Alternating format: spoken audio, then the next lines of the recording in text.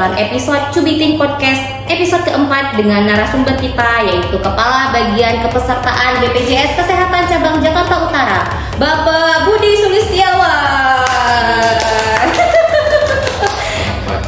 Sama Pak Budi, perbedaan BPJS Kesehatan, KIS sama JKN itu apa ya Pak?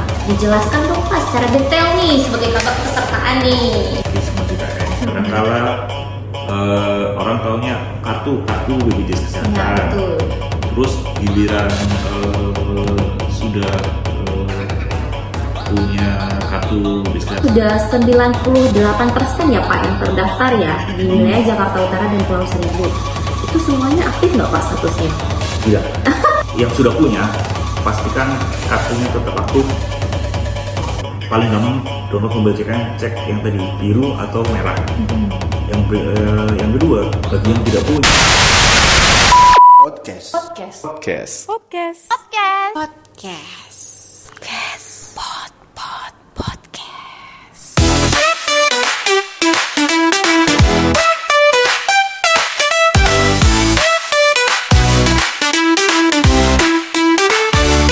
Program Jaminan Kesehatan Nasional atau JKN merupakan program pemerintah yang wajib diikuti oleh seluruh masyarakat Indonesia.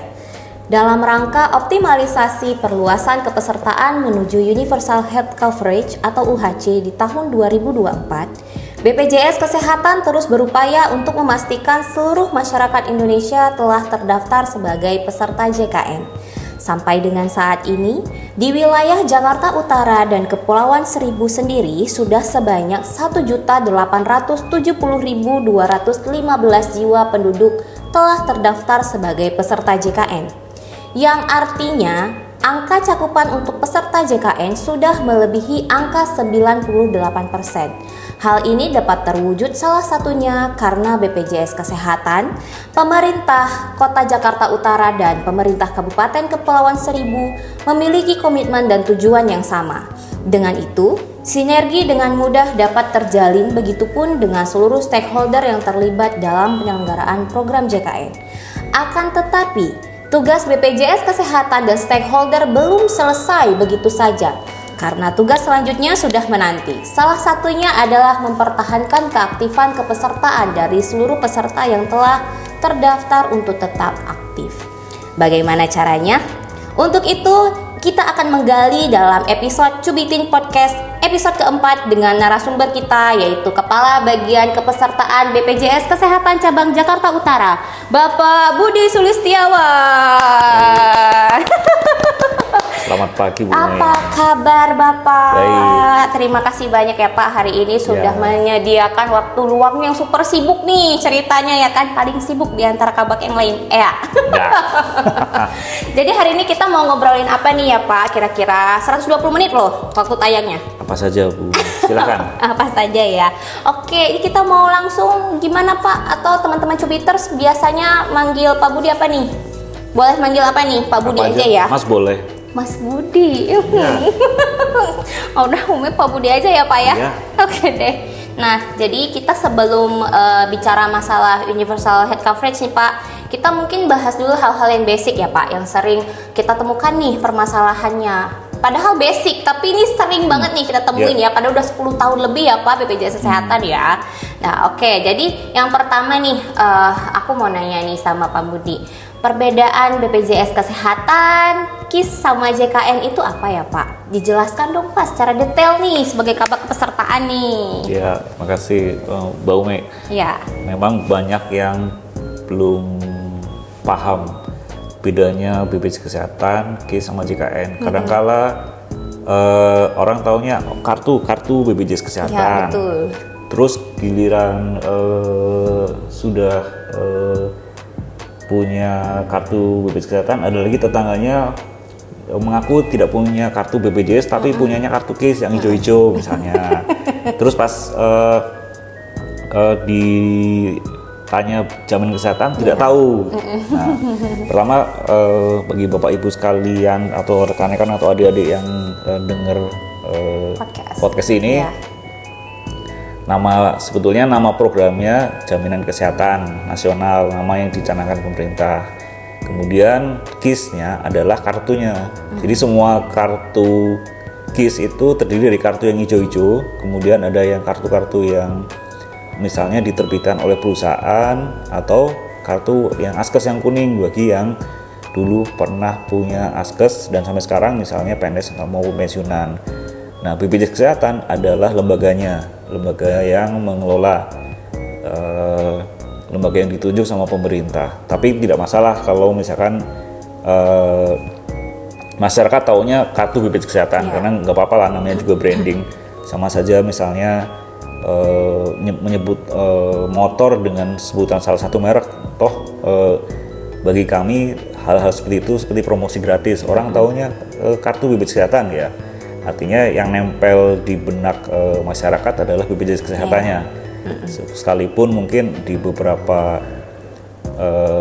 pengertian-pengertian khusus ya harus dibedakan.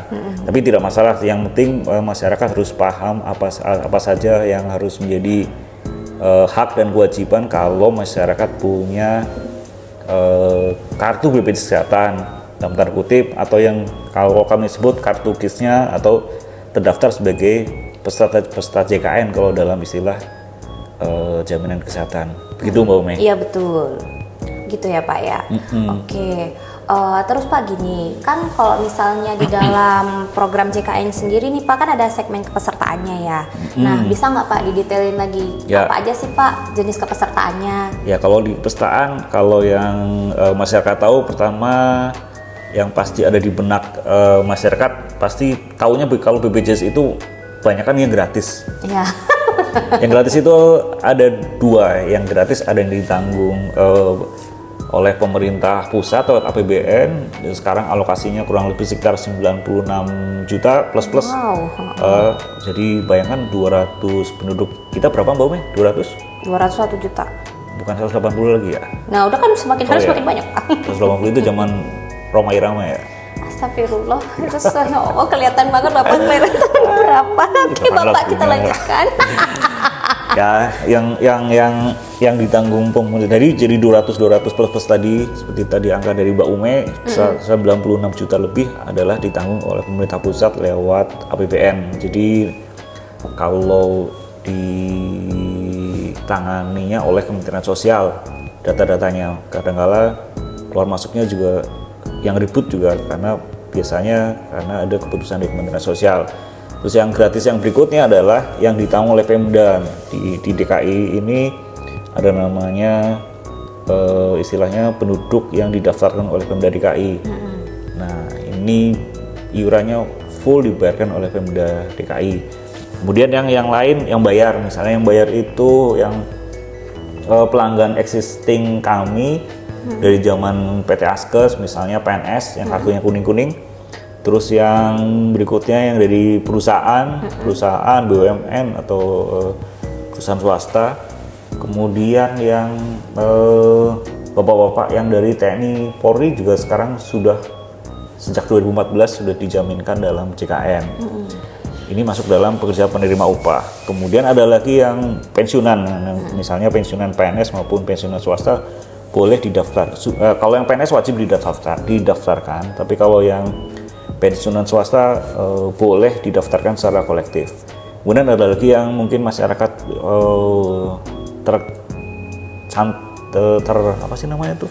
tercantol di masyarakat, misalnya yang bayar sendiri, yang kelas 1, 2, 3. Nah, ini yang biasanya kalau setiap ada regulasi mau naik, nih yang diributkan. Demo di mana-mana katanya iuran naik. Nah, ini yang bayar sendiri kelas 1, 2, dan 3, mereka ini masuk dalam pekerja bukan penerima upah. Misalnya saya jualan kelontong kecil karena saya tidak bekerja, terus RT atau Pak Lurah di setempat menyatakan saya bukan orang yang tidak mampu, jadi saya harus bayar sendiri. Nah, saya harus datang ke BPJS Kesehatan untuk mendaftar dari segmen yang namanya pekerja bukan penerima upah, atau kalau kata orang-orang biasanya BPJS Mandiri atau BPJS yang bayar. Begitu Mbak Ume. Oh baik Pak. Nah, tadi kan seperti opening di awal nih Pak, kan kita membahas tentang Universal Health Coverage nih Pak. Ya. Nah, atau biasa kita singkat dengan UHC gitu kan Pak. Tapi kan kalau misalnya orang awam kan pasti nggak Ya. paham dong, nggak begitu paham dong. Ya. UHC.